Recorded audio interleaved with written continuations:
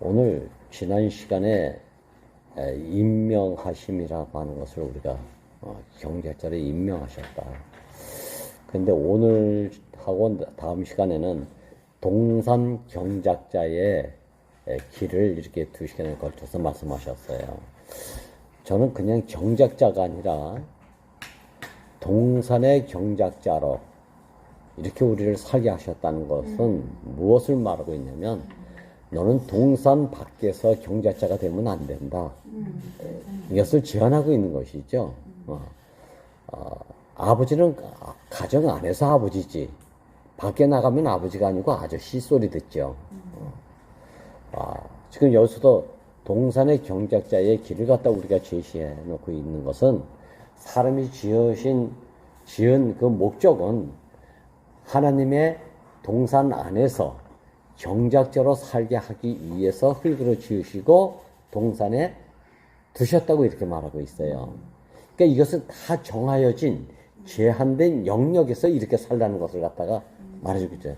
저는 이것을 다시 한번 보게 되면, 모든 생명은 생명의 관계 안에서 제한을 받을 수밖에 없는 거예요. 제한 없는 생명은 없어요. 어찌 보면 남자는 여자에게 제한을 받고 여자는 또 남자에게 제한을 받는다. 이 제한 속에서 연합이 됐을 때 여기서 생육하고 번성하고 충만에 이르게 되는 것이죠. 오늘 저 다 읽어보셨지만 오늘 말씀 중에서 사람은 하나님에게 제한을 받고 하나님도 사람 안에서 제한을 받는다. 이게 밖에 나가서 이런 얘기하면 큰일 나죠, 사실. 사람이 하나님에게 제한을 받는다는 것은 누구든지 다 수긍하지만, 하나님이 사람 안에서 제한을 받는다? 이건 있을 수 없는 얘기예요. 왜? 하나님은 무소불위하신 분이니까, 전지전능하신 분이니까 제한받지 않는 분이 하나님입니다. 이런 신의 개념을 우리 안에 가지고 있단 말이에요. 이런 신의 개념 안에서 나온 것이 뭐냐면, 제한받지 않는 분에 대한 흠모가 선악과를 먹음으로 인해서 신과 같이 되려고 했다. 이런 발상이 나오게 된, 그래서 유혹을 받게 된 거 아니겠어요? 참 얼마나 이게 좋은 것 같으면서도. 근데 오늘 말씀 중에 가장 핵심은, 산혼으로 지어졌는데 산혼은 지정의를 가지고 있는 놀라운 기능을 가지고 있다고 그래요. 엄청난 기능이래요. 왜? 이걸 왜 엄청난 기능이라냐면, 사람에게 주어진 이 산혼의 지정의 기능을 통해서 보이지 않는 하나님의 모든 성분을 온전하고도 섬세하게 다 표현할 수 있다는 거예요. 내가 다 표현하지 못하면 또 다른 한 사람을 통해서 다 표현이 된다는 것이죠. 생각하기 어려울 정도로 무한무한하게 표현될 때, 야, 하나님은 진짜 무궁무진하신 분이라구나, 한량없는 은혜를 가지신 분이라구나, 이렇게 표현할 때도 모든 사람을 통해서 이것이 표현되고 발생이 됐을 때 이렇게 우리가 이제 표현할 수 있는 것이죠. 그런데 이 산혼이 무한무량한 기능을 가지고 있다 해도 결국은 제한을 받지 않으면 하나님의 창조의 목적과 하나님이 원하셨던, 갈망하셨던 당신의 아들들의 나라가 무너져 버린다는 거 아니겠습니까? 오늘 말씀이. 야, 근데 이 제한이 어떤 제한이냐? 목적하신 분 안에서의 제한이고 필요로 하신 분 안에서의 제한이기 때문에, 이 제한은 불편함이 없고 불만이 없고 아름다움이라는 거 아니겠어요? 왜? 생명의 제한이기 때문에. 가정 안에서 아버지는 아들 안에서 제한을 받고 아들은 아버지에게 제한을 받는다? 이건 그 가족 생명 안에 질서 아니겠어요? 밖에 나가서는 아저씨 말 안 들어도 돼. 그래서 저는 이 말씀을 들으면서 재미나는 생각을 했어요. 우리 딸내미가 아버지 안에서 제한받기 싫어서 그래서 이 아버지를 아저씨라고 했구나. 그리고 이 아저씨 보고 나가라고. 이게 아담의 속성이 그렇잖아, 이게. 누구에게도 제한받고 싶지 않아서. 근데 가장 가까이 있는 사람한테 제한받기 싫다는 게 이상하게 우리 안에 이게 있거든. 먼데 있는 사람은 상관이 없어. 왜? 아저씨하고는 상관이 없으니까 제한을 하든지 안 하든지 내 마음대로 살아. 근데 가족은 안 되잖아. 근데 이 가족 안에서의 제한이 이 가족을 유지케 하는데 절대적 제한이 필요하다는 것을 알게 되면 난 아빠 없으면 안 되고 나는 엄마가 없으면 안 되고 나는 오빠가 없으면 안 되고 나는 언니가 없으면 안 되고 나는 동생이 없으면 안 되는구나. 이러한 제한 속에서 아름다움을 이렇게 자꾸 이렇게 성숙에 이르는 아름다움으로 우리를 가져오게 되잖아요. 야, 그래서 하나님은 아주 참 놀라운 말씀을 하시는 거예요. 뭐 우리가 초창기에 오늘 목사님이 이런 말을 지금 와서 하시는 거 보니까 우리가 초창기 때 어떻게 살았는지 짐작가시죠? 너무 목사님에 대해서 올인하다 보니까. 근데 이게 나쁜 것이 아닌데 종교인들이 봤을 때는 이것이 왜 이런 말씀을 두고 이렇게 좋은 말씀을 나누면서 왜 이런 것을 통제하고 제한하지 않느냐. 이것 때문에 목사님을 아주 힘들게 했던 거예요. 그 이후에도 마찬가지예요. 목사님이 당신 그리스도요, 뭐, 하나님의 아들이 이 땅에 나타났다, 막 이러니까 목사님이 이 얘기를 한두 번 들은 게 아니에요. 그래서 말씀하실 때 한 20년 지나고 나서 이 말씀을 하셨어요. 여러분들 밖에 나가면 나를 생각하더라도 나를 얘기하지 말고 예수님이라고 말하면 아무도 걸리지 않을 텐데 왜 자꾸 이열레라고 해가지고 왜 이렇게 복음을 가리는데 자꾸 이러냐. 그래서 이 말을 몇 번씩 했어요. 그게 우리가 지혜를 가질 필요가 있다. 그때 이후에 좀 제한받는 것 같았는데 안 되는 거 얘기예요. 왜? 우리 안에 실제는 예수님이 아니라 내 앞에 보이는 이열레 목사님이 얘는 다른 것이 안 보이니까. 그러니까 시작부터 마지막까지 당신을 보고 살아왔으니까. 여러분들도 아마 종교 안에 있으면 종교 안에서 그게 잘 안 될 거야 아마. 참 이게 우리가 보고 듣고 우리 손으로 주목하고 만지바 됐다는 것은 먼데 있는 사람을 두고 한 얘기가 아니에요. 같이 있는 사람이야. 가족끼리 안에서 나온 얘기야 이것은.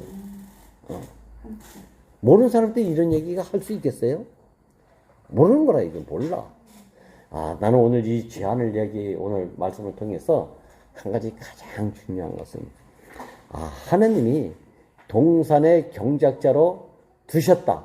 이것이 큰 제안이야. 동산 밖에 나가면 너는 안 된다. 근데 동산 밖에 나간 것은 결국은 먹지 말라고 한 선악과를 먹었기 때문에 동산 밖으로 나가게 된 거예요. 나는 하나님이 쫓아냈는지 안 쫓아냈는지 근데 본 적이 없는데 내가 봤을 때는 나의 경험을 봤을 때 오늘도 교회에서 나가라 말을 하지 않는다잖아요. 내가 뭔가 위치가 이탈되면 나가려고 하는 거야 자기 스스로. 그렇잖아요. 붙잡아도 나가라. 못 살겠다고 나가는 거야. 예. 그러니까 선악과 먹으면 하나님이 무섭고 두려워서 나무 뒤에 숨었다가 하는 걸 봐서는 동산 밖으로 나갔다는 말이 자발적으로 나간 것이 내쫓았다는 말이 아닌 것 같아. 그렇잖아요. 숨어서 어떻게 살아 매일 내가. 그러니까 이건 살지 못해서 동산 밖으로 나갔을 것이다. 나가니까 다시는 들어오지 못하게 화요금으로 둘러쳐졌다. 이것은 하나부터 좋은 것이든지 안 좋은 것이든지 제한 없이 자유로운 것은 없는 것 같아. 근데 우리가 뭐 다 아는 얘기지만 미국 같은 데는 총기를 다 휴대하고 있잖아요. 총기를. 그러니까 이 법이 가장 민주적이고 가장 자유가 보장되어 있는 이 나라에서 총기가 가지고 있기 때문에 자기 정당 방어할 수 있는 무기가 살인을 가져올 수 있는 총기니까 법이 또 엄격하다는 거예요, 가장. 그래서 거기는 공권력에 도전하는 건 바로 질서에서 총을 쏴도 법에 저촉이 되지 않을 정도야.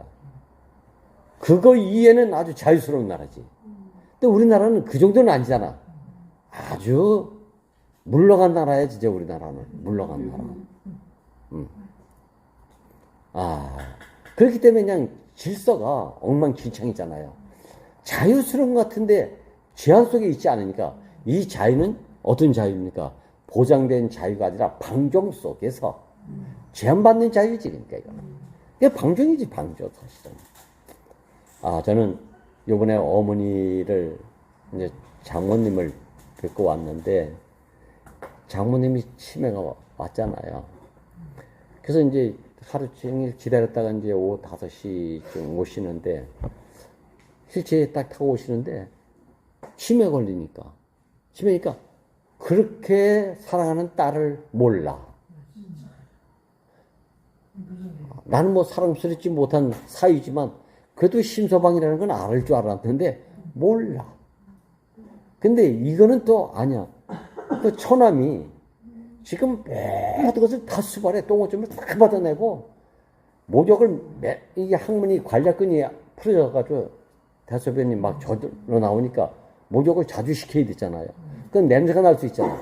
그 냄새를 남에게 피해주지 않게 하기 위해서 몸에다 샤워를 하고 아마 목욕시켜놓고 분을 바디 그걸 바른데 그러니까 그 원장이 어떤 면서 어머니는 어떻게 관리를 잘 하시는지 분 냄새가 난다고 그러면서 칭찬을 하더라니까.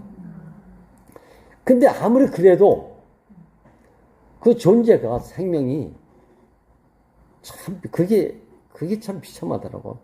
자기가 낳은 자식을 모르고 자기를 보호해주고 있는 아들도 몰라봐. 그게 참 가슴이 미어지더라니까요. 근데 저는 그리고 나서 집에 와서 어머니하고 근데 어머니가 이렇게 이제 이야기를 하는데 어머니 참 총명해. 힘은 없지만 저희 이제 친엄마. 근데 이렇게 들어놓으시는 걸 봐서 들어놓아서 이야기하고 싶어서 말씀을 하셔요. 하나님께 이렇게 기도하고 하나님 말씀 듣고 이걸로만 살면 아무 문제가 없다. 아무것도 하지 말고 말씀만 하여튼 중심에서 살아라. 내 이야기 하셔. 그리고 나서 조금 하다가 주무시는데 우리 어머니가 우리 순덕자매하고 비슷해요. 체격이. 이렇게 주무시는데 눈물이 발칵 쏟아지더라고요. 요 몸에서 어떻게 이 건장한 아들 4명을 키웠을까? 우리 집엔 딸이 없으니까. 아들만 사형제야. 이 아들들을 어떻게 이렇게 키웠을까? 요만한 몸을 가지신 분이. 그러니까, 참, 나 오늘, 요번에 갔다 오면서, 참, 자매들은 다 위대하다. 나 이 마음이 다시 들었어요, 자매들. 근데 하나님 눈에서 보면, 산혼으로 지어진 사람들은 다 위대하다. 오늘 무슨 걸작품이라 그랬어요, 걸작품. 산혼으로 지으시면서. 근데 이 걸작품이, 진짜 모든 피조물들 가장 뛰어난 걸작품이라 할지라도, 제한이 없는 걸작품은 망나니가 돼버린다. 망나니가 돼버린다. 나는 너로 인해서 제한받고 너는 나로 인해서 제한을 받는 이 세계는 아름다운 생명의 관계 안에서의 제한인데 이게 하나님 나라를 이룬다는 거 아닙니까? 이게 구약의 이게 구속의 복음 아닙니까? 구속은. 예수님이 십자가에 못 박혀 뇌리지 못하고 죽었다. 이거 엄청난 제한이잖아요, 이건. 절대 죽는 죽음에 대한 제한을 받고 있었으니까. 자유라는 얘기를 할 수가 없잖아. 해방이라는 얘기를 할 수가 없잖아, 예수는. 근데 이러한 제한 속에서 구속복음으로 말미암아 모든 사람들이 여기서 회복되는 놀라운 역사가 일어났다. 이건 사실이잖아요. 이건 그냥 실화가 아니고. 그러니까 나는 이 엄청난 생명의 제한은 필요에 의한 창조자로부터 받는 피조물의 제한은 어떤 제한인가? 누구에게도 나눠 가질 수 있는 참 해방자로서의 자유로구나. 참 해방자로서의 자유로구나. 이 마음이 딱 들어가는 거예요. 그러니까 제한 없는 자유와 제한 없는 해방은 차라리 없는 것만도 못한 거야. 그러니까. 나는 오늘 말씀 속에서 우리가 알게 모르게 자기는 자유롭게 산다고 하지만 제한이라는 법이 있어서 보호를 받고 있는 거 아닙니까, 사실은? 법의 제한을 받지 없으면 무법천지가 되어버리는 거야, 사실은. 직장에도 마찬가지죠, 직장도. 모든 사회를 이루고 있는 모든 어떤 사회든지 여기는 뭐가 있다? 주범이 있고, 규율이 있고, 제한이 있는 거 아닙니까? 가정은 그래도 생명의 제한을 서로 받고 있지만, 그래서 아름다운 거 아닙니까? 저는 오늘 목사님이 우리 교회의 문제는 다른 게 아니라 제한이 없어가지고 너무 자유롭다는 것이 이게 문제가 됐다. 근데 저는 언제나 했지만 참 이 구속복음에서 너무 좋은데 지금 구심체가 없는, 그래서 이상하게 뭔가 마음이 좋은 것도 있지만 좀 꺼리직한 것도 있어. 근데 이런 가운데서 누구 필요가, 창조자의 필요가 항상 우리를 제한하고 통제하고 있기 때문에, 그래서 걱정은 할 필요가 없지만 그러나 안타까움은 있는 거예요, 이게요. 오늘 이렇게 우리를 절대적 제한의 영역, 너희는 하나님께로부터 나와서 어디에 있다? 예수 그리스도 안에 있고, 경작자로 임명된 사람은 어디에 경작자다? 오늘 동산 안에 경작자다. 이 영역에 이 제한 속에서 그 생명만 우리가 경작할 수 있는. 근데 오늘 경작이란 말을 몰라서가 아니라 사전에 또 다른 의미가 있나 싶어서 찾아봤어요. 그랬더니 경작은 땅을 갈아서 곡식과 채소를 생산하는 거예요. 우리는 이제 땅의 인격을 갈아서 엎어서 무엇이 하나님 필요의 사람으로 회복시키는 것. 이게 경작자. 이게 가장 아름다운 경작자. 주님을 찬양합니다.